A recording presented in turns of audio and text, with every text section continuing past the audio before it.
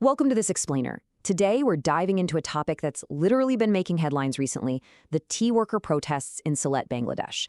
But, to really grasp what's happening on the ground today, we've got to rewind the clock.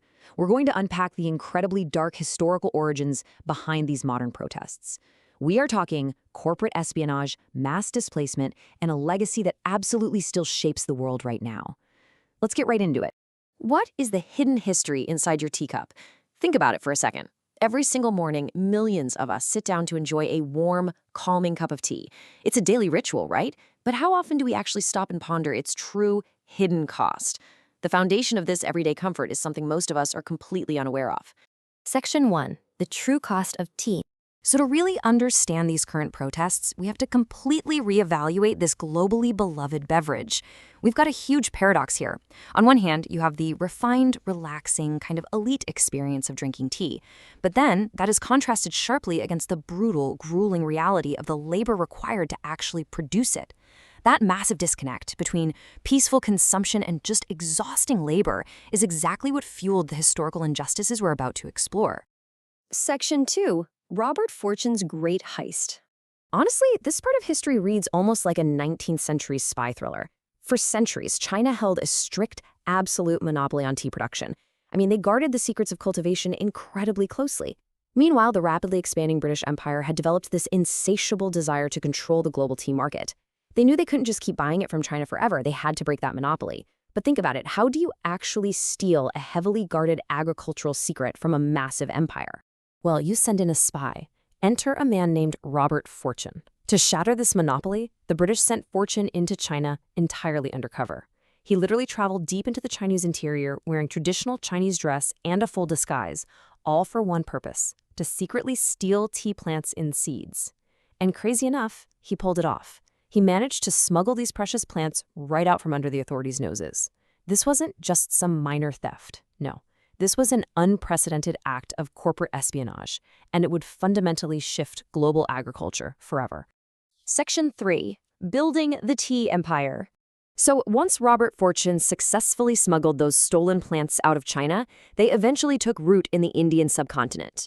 The British found they had the perfect climate, but they desperately needed one thing: cheap labor.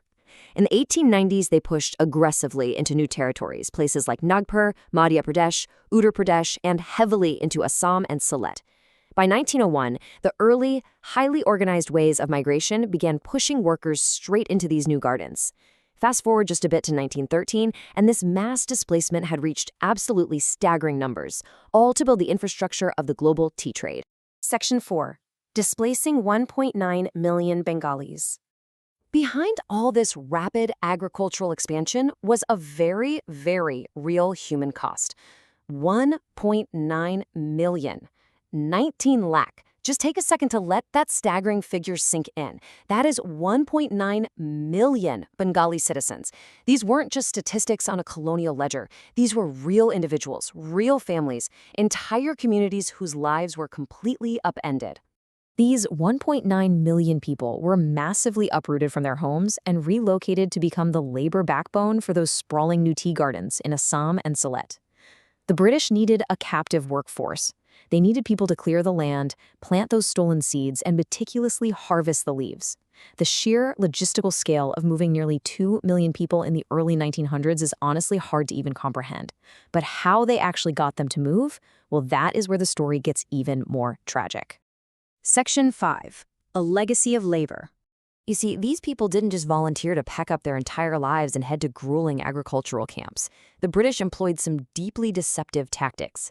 How do you convince that many people to just leave their homes? First off, they used false promises of prosperous, well-paying work.